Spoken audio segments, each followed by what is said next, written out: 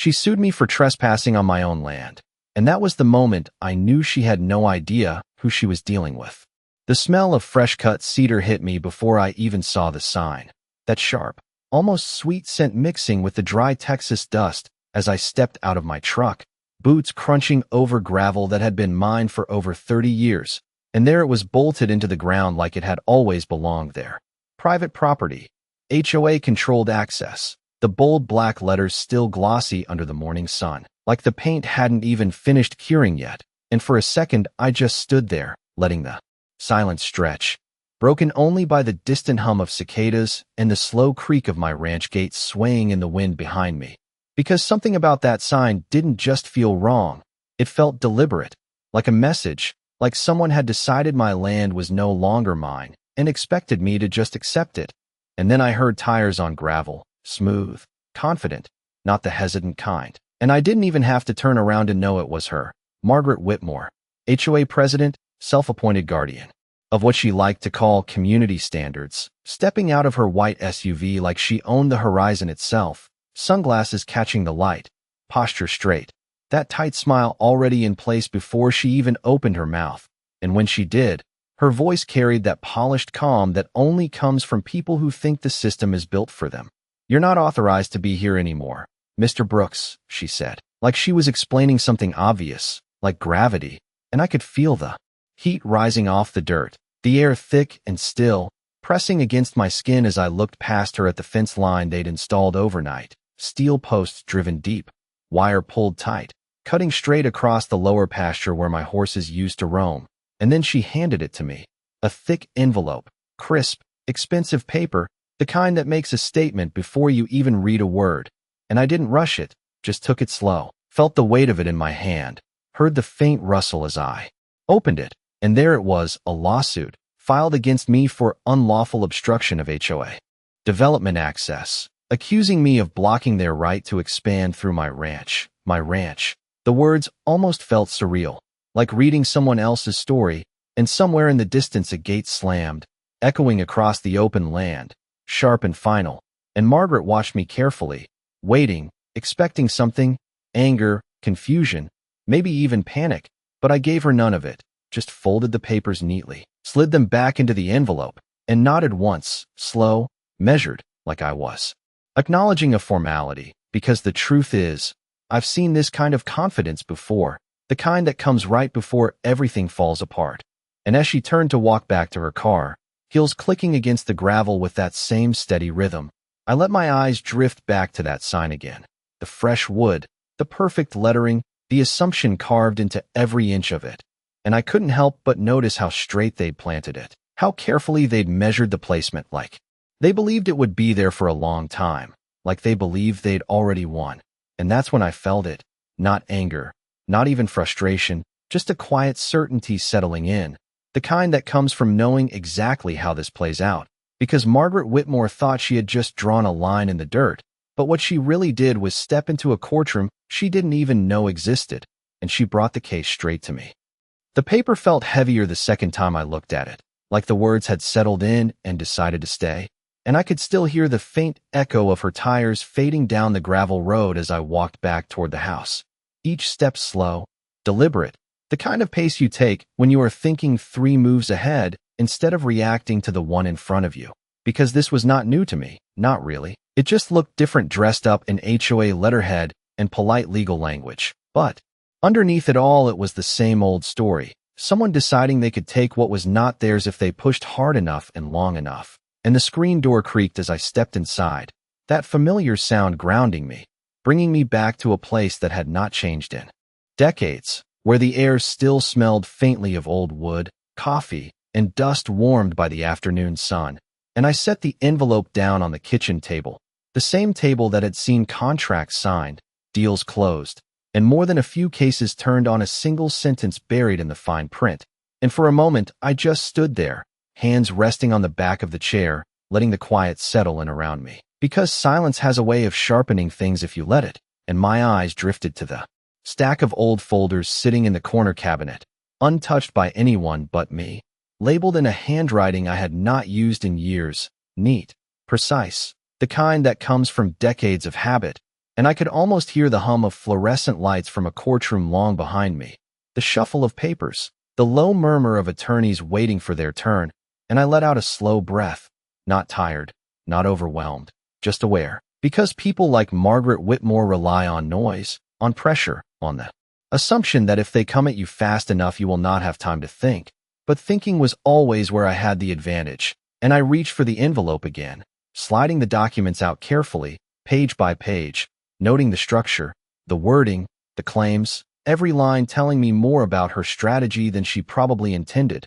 And there it was, right in the middle, a reference to an access easement that did not exist. Not in the way she was claiming, and my fingers paused on that page, tapping it lightly against the table as the pieces started to line up, because you do not build a case like this unless you believe the other side will not challenge it, unless you assume they do not know where to look. And outside, a gust of wind rattled the new fence line, the metal wires humming faintly like a warning stretched across my land, and I walked over to the window, looking out across the pasture where the grass rolled in uneven patches of green and gold, where my grandfather had once stood explaining boundaries in terms that had nothing to do with law books and everything to do with respect, and I could still hear his voice clear as day: measure twice, act once. And I nodded to myself, a small, almost invisible motion, because this was not about proving her wrong in a loud, dramatic way. It never is. It is about letting the facts speak at exactly the right moment, and I folded the papers again, smoother this time, more precise, and set them down beside the old folders, not rushing, not reaching for a phone, not calling anyone yet, because timing matters more than action. And as the late afternoon light stretched across the kitchen floor, long shadows cutting through the room, I knew one thing with absolute clarity. Margaret thought she had started a fight, but what she had really done was open a case, and cases, when handled properly, have a way of writing their own endings. The next morning came in quiet, the kind of quiet that feels like a held breath, and I was already awake before the sun had fully cleared the horizon, standing on the back porch with a cup of black coffee warming my hands, watching the thin layer of fog settle low over the pasture where that new fence cut across the land like it had always been there. And I listened, really listened, to the place the way I used to. The distant rustle of wind through dry grass, the faint creak of wood as the barn shifted with the temperature, the soft metallic hum from those fresh wires stretching tight in the cool air, and it told me everything I needed to know, because nothing about that installation was accidental. Not the placement, not the timing, not even the angle of the posts. This had been planned, measured, approved somewhere behind closed doors where people like Margaret liked to talk about expansion and development like it was progress instead of intrusion. And I took a slow sip of coffee, letting the bitter taste settle as I walked down the porch steps and toward the fence line, boots pressing into the dirt that still held yesterday's heat just beneath the surface. And when I reached the nearest post, I ran my hand along it, feeling the smoothness of freshly treated steel, no weathering, no rust, no sign it had been there longer than a few hours. And that told me something else. They had moved fast. Faster than most boards would dare without certainty. Which meant they believed they had something backing them, something they thought I would not challenge, and I crouched down near the base, brushing aside loose soil until I found it. A small plastic marker half buried in the ground, stamped with a contractor code and a permit number, and I smiled. Not wide, not dramatic, just a small acknowledgement of the first thread starting to unravel, because people who rush always leave something behind. And I stood up again, looking out toward the main road where I could already see movement, a pair of trucks idling near the entrance, workers leaning against the tailgates, waiting, watching, not working yet, just present, like they were expecting a confrontation that had not come. And that was the part Margaret did not understand. Silence is not surrender, it is preparation. And I turned back toward the house, the gravel crunching under my boots again, steady, controlled, each step matching the rhythm of a plan forming in my head. And inside, the kitchen felt different now, less like a place of memory and more like a workspace. And I opened that cabinet again, pulling out the folders one by one, setting them on the table in a neat line, each one labeled with years that meant nothing to anyone but me. And I opened the oldest one first, the paper inside slightly yellowed but still crisp, survey maps, boundary agreements, Recorded easements that had been filed long before Margaret Whitmore ever decided she understood this land, and I spread them out across the table, aligning edges, comparing lines, tracing the borders with my finger until I found it. The section she was trying to claim, and it did not match, not even close. Her version bent the line inward, carved out a path that had never existed.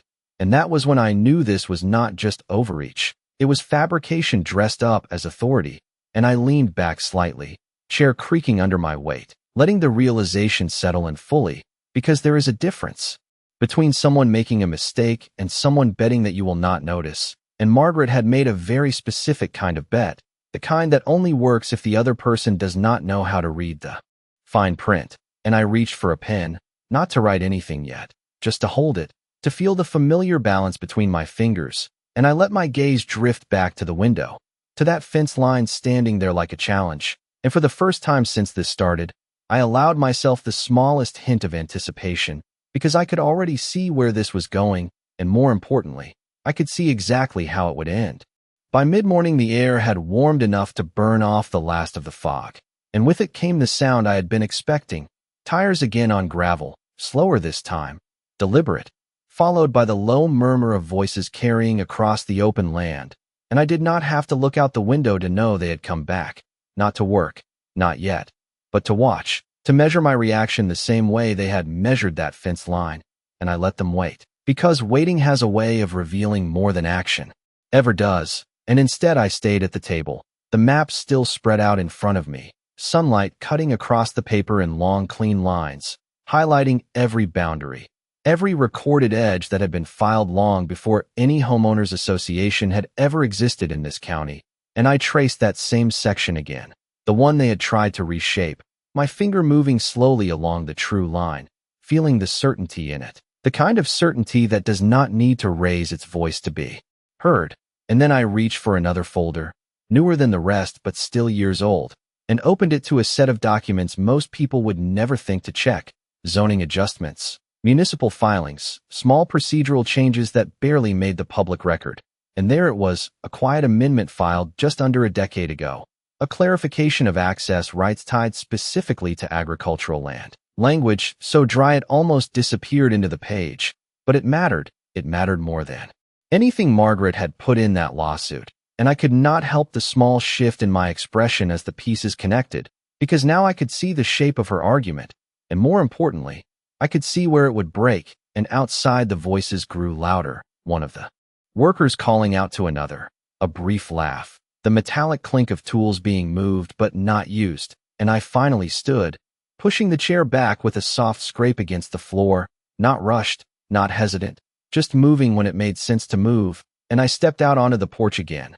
The sunlight brighter now, the heat settling into the ground, and I walked toward them, each step steady, the same gravel crunch marking my approach. And they went quiet as I got closer, not out of fear, just uncertainty, because they did not know what role I was about to play in this situation, and uncertainty makes people cautious.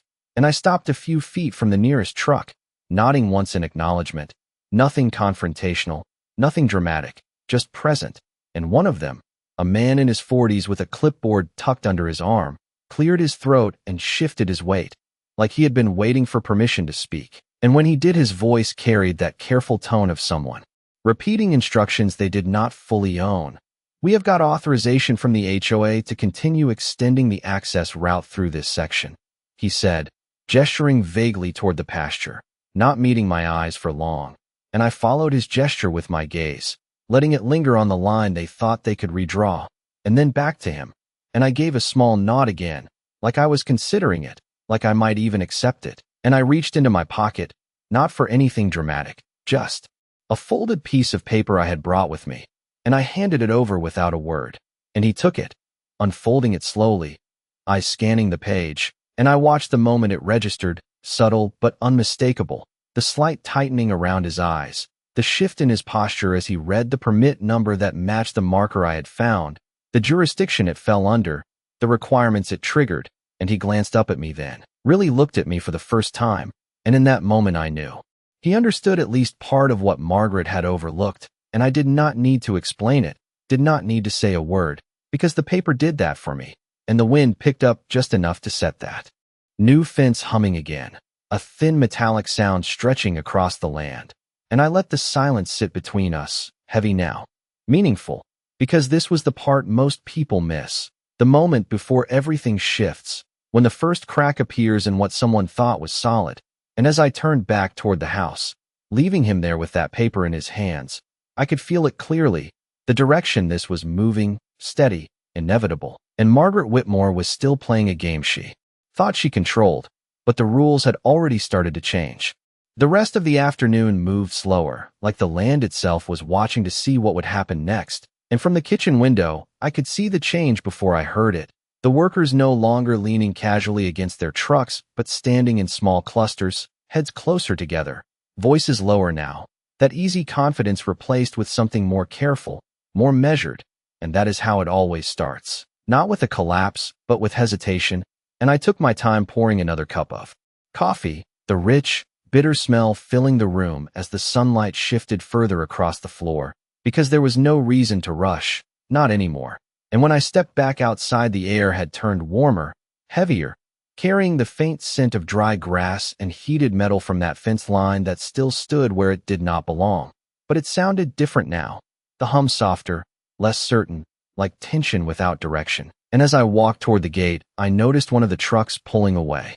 Slowly, tires crunching softer than before. No dust kicked up, no urgency, just a quiet retreat that said more than any argument could. And the man with the clipboard was still there, though his posture had changed, no longer squared and authoritative but slightly angled, like he was already halfway out of a decision he had not fully admitted yet. And he looked up as I approached, eyes sharper now, not defensive, just aware. And he held that same paper in his hand, folded once, then again, like he had read it more than once and found something new each time. "We are going to need to verify a few things before continuing," he said, choosing each word carefully. And I nodded, not because I agreed with him, but because he had finally stepped into the part of the process where facts begin to matter more than assumptions. And I let my gaze drift past him to the fence again, the line that had been drawn overnight, now sitting in the middle of a question instead of an answer, and the wind picked up just enough to carry the distant sound of another vehicle approaching, slower than the others, smoother. And when it came into view, I saw her again, Margaret Whitmore, stepping out with that same composed posture, but something in the way she closed the door, just a fraction harder than before, told me she had already heard enough to know things were not unfolding the way she expected, and she walked toward us with that practiced smile still in place, though it did not reach her eyes this time, and she spoke before she fully stopped, her voice steady but edged with impatience, asking why the work had paused. And the man with the clipboard hesitated, just for a second, before explaining that there were discrepancies that needed clarification, and I watched her face as he spoke, the way the smile tightened, the way her eyes flicked briefly toward me, and then back to him, calculating, adjusting, trying to reassert control over a situation that had already started to shift. And I did not interrupt, did not correct, did not offer anything beyond my presence, because sometimes the most effective move is to let people hear their own assumptions out loud. And when she finally turned her attention fully to me, there was a new edge in her expression, sharper, more direct, and she asked, in that same controlled tone, what exactly I thought I was doing. And I met her gaze without raising my voice, without changing my posture, and simply said that I was giving her exactly what she had asked for: time, documentation, and a chance to proceed correctly. And for a brief moment the air between us felt still, the kind of stillness that comes right before something gives way, and she nodded once, too quickly, like she was already moving past this moment in her mind, already planning the next step. But the difference now was clear. The ground beneath her plan was no longer as solid as she believed, and as she turned back toward her car, phone already in her hand, I could see it plainly, the first real crack in her certainty, small, almost invisible, but enough, more than enough, because once doubt enters the process, it has a way of spreading, and this situation was no longer about control, it was about proof, and proof has a direction of its own. That evening settled in with a kind of quiet that felt earned, the sun dropping low enough to stretch long shadows across the pasture, turning that misplaced fence into a dark line cutting through gold. and I sat on the porch with the same cup of coffee gone cold in my hand, watching as the last of the trucks disappeared down the road one by one. No noise, no urgency, just a slow withdrawal that said everything without needing to explain itself. And for a while there was nothing but the wind. Again, moving steady across the open land, carrying the dry scent of grass and dust, and something else now, something closer to balance returning, and I leaned back in the chair, wood creaking softly beneath me, letting the rhythm of the place settle back into something familiar, because this was never about winning fast. It was about letting the right pieces fall into place at the right time. And as the sky shifted from pale blue to a deeper orange, I heard the distant sound of another vehicle. Not the heavy rumble of work trucks this time, but something smoother, quieter, controlled. And when it came into view, I recognized it immediately. A county vehicle, unmarked but official in the way it moved, and it pulled up near the gate without hesitation, engine idling low as the driver stepped out. A man I had not seen in a few years, but whose posture had not changed, straight, observant, the kind of presence that does not need introduction, and he took a moment to look across the land before walking toward me, eyes tracing that fence line the same way mine had earlier, noting details without commenting on them. And when he reached the porch, he gave a small nod, the kind that carries more acknowledgement than words, and I returned it, not surprised. To see him, not surprised at all, because the paperwork I had handed over earlier did not just stop a crew, it triggered a process, one that reaches beyond homeowners associations and into places that do not rely on assumptions. And he asked a few simple questions, nothing dramatic, just confirmation of what had been filed, what had been altered, what had been attempted, and I answered just as simply. No extra detail, no embellishment, because the documents would do the real talking, and he took notes in a small pad, the scratch of his pen quiet but precise, each line carrying weight in ways most people never notice. And when he finished, he looked out toward the fence again, longer this time, like he was already seeing the report that would come from this, the steps that would follow.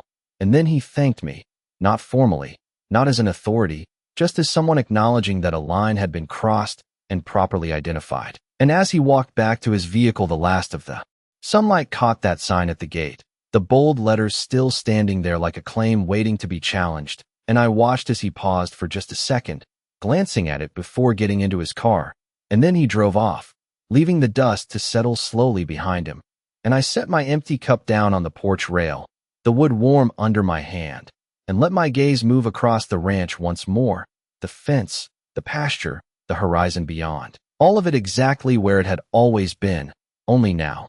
The situation surrounding it had changed, not loudly, not dramatically, but in a way that cannot be undone once it begins, and I could feel it clearly, that shift from assumption to accountability, from control to consequence, and somewhere in the distance a coyote called out, low and steady, echoing across the land as the last light faded. And I knew without needing to check anything else that Margaret Whitmore had just stepped into a system she could not manage, and systems like that do not respond to pressure or appearances, they respond to facts, and facts, once set in motion, do not stop until they reach their conclusion.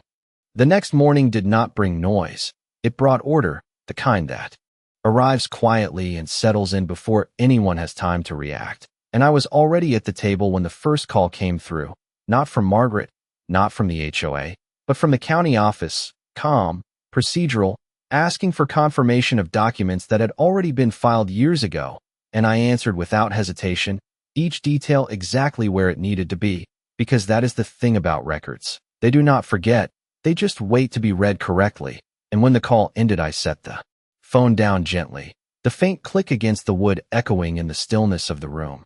And for a moment, I just listened again, the same way I had the day before, the wind across the pasture, the soft hum of that fence still standing out there like a statement that had already started to lose its meaning. And I stepped outside with a fresh cup of coffee, the air cooler than expected, carrying a hint of something shifting. And as I walked toward the gate, I could see it before I reached it.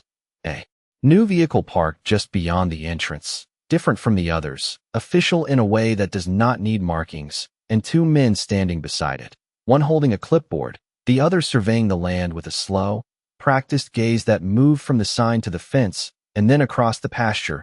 And when they noticed me approaching, they did not rush, did not posture, They simply waited, which told me everything about why they were there. And when I reached them, the one with the clipboard introduced himself in a tone that carried no assumption, just process, explaining that they were there to review compliance regarding recent modifications to the property boundary, and I nodded once, acknowledging the wording more than the explanation, because I could already see where this was going, and he asked a few questions, each one precise, tied directly to the filings I had reviewed the night before. And I answered in the same way, direct, measured, letting the facts stand on their own, without adding anything unnecessary. And then he turned slightly, gesturing toward the fence, asking who had authorized its installation, and I let my gaze follow his hand before returning to him, and I said, simply that the authorization did not come from any source with jurisdiction over this land, and the silence that followed was not uncomfortable.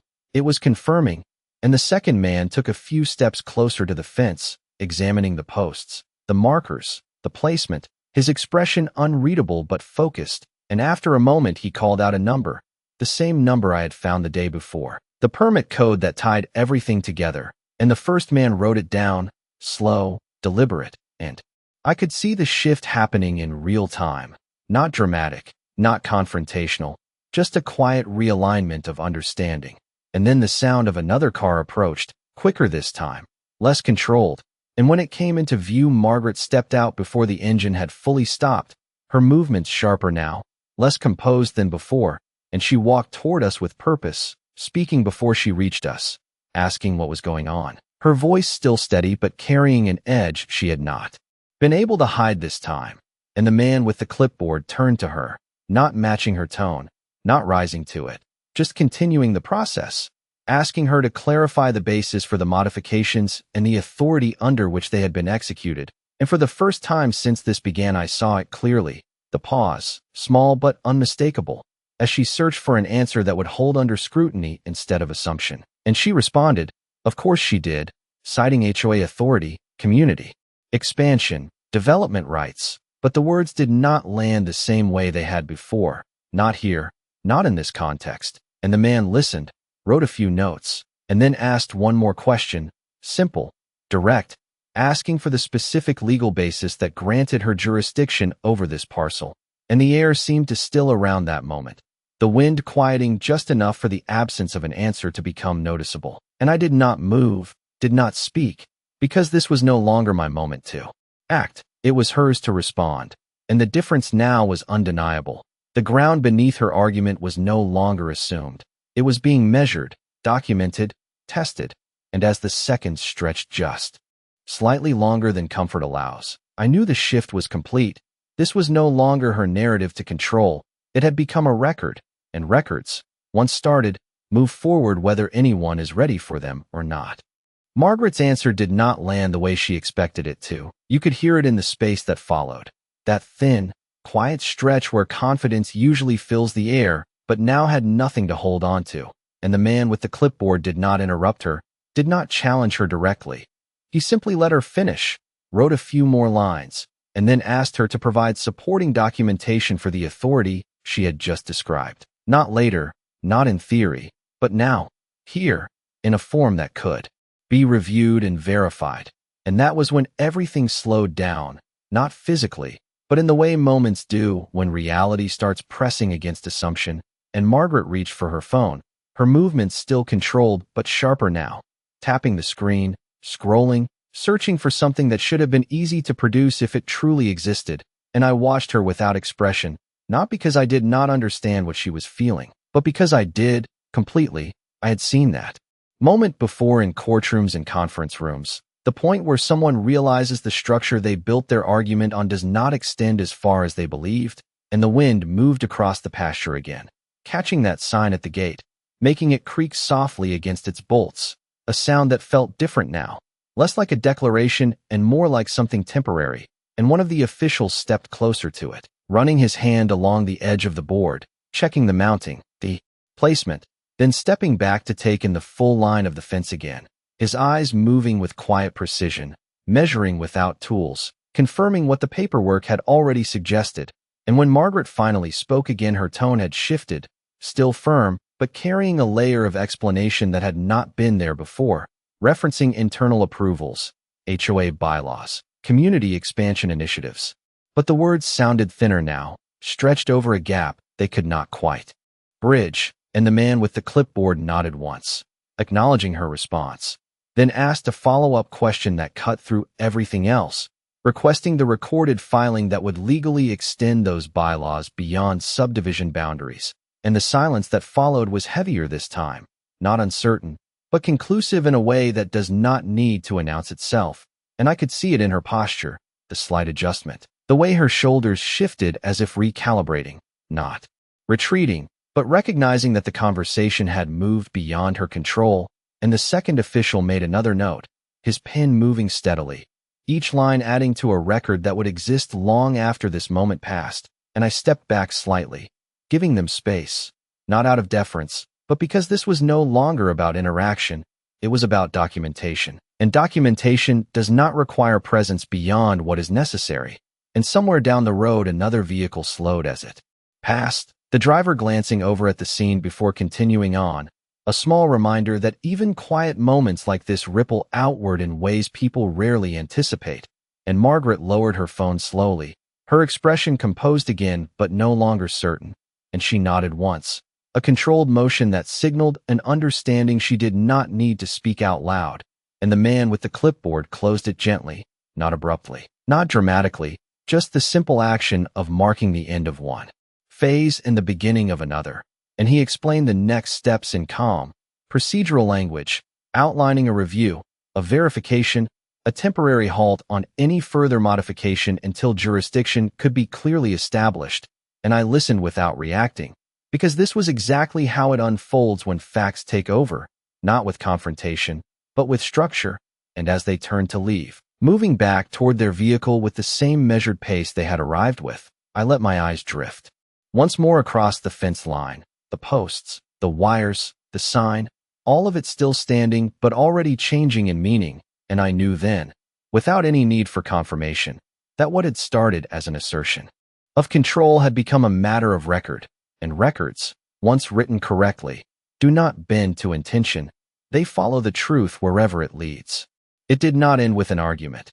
It ended with removal, quiet, methodical removal that started before sunrise 2 days later, the kind of early morning where the air is still cool and the ground holds the last trace of night.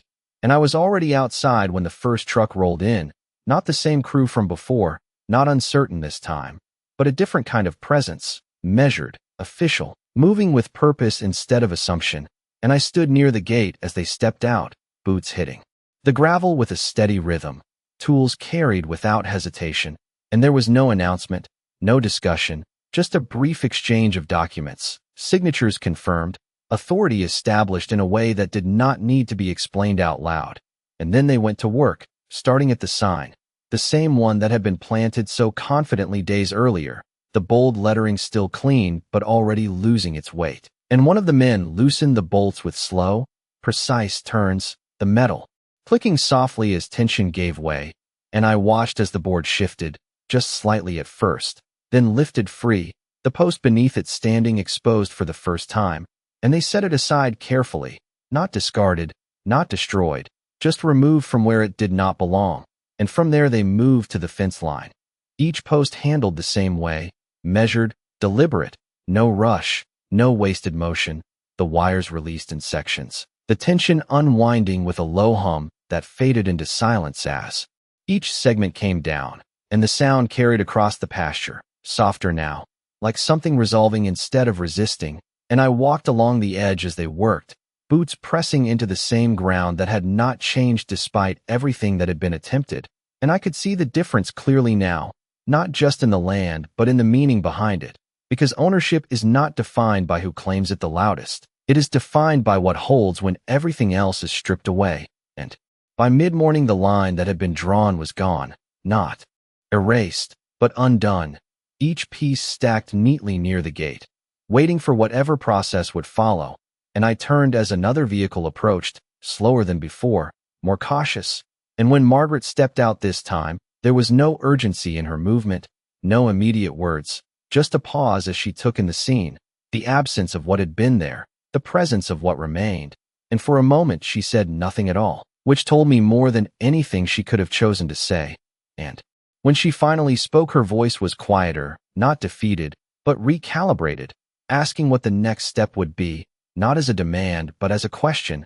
And I met her gaze the same way I had from the beginning, steady, without edge, and I told her that the next step had already started, that the review would continue, that the records would reflect what had been done and what had been corrected, and that from here forward everything would move through the proper channels, the ones that do not rely on assumption or influence. And she nodded once, slower this time, like she understood that part, even if she did not like it. And as she turned back toward her car, the wind moved across the pasture again, unobstructed now, carrying the dry scent of grass and open land without interruption. And I stood there for a moment longer, looking out over the ranch, the same stretch of earth that had been here long before any of this started, unchanged in the ways that matter. And I let the silence settle in fully, not empty, but complete, because this was never about proving anything loudly. It was about letting the truth hold its ground.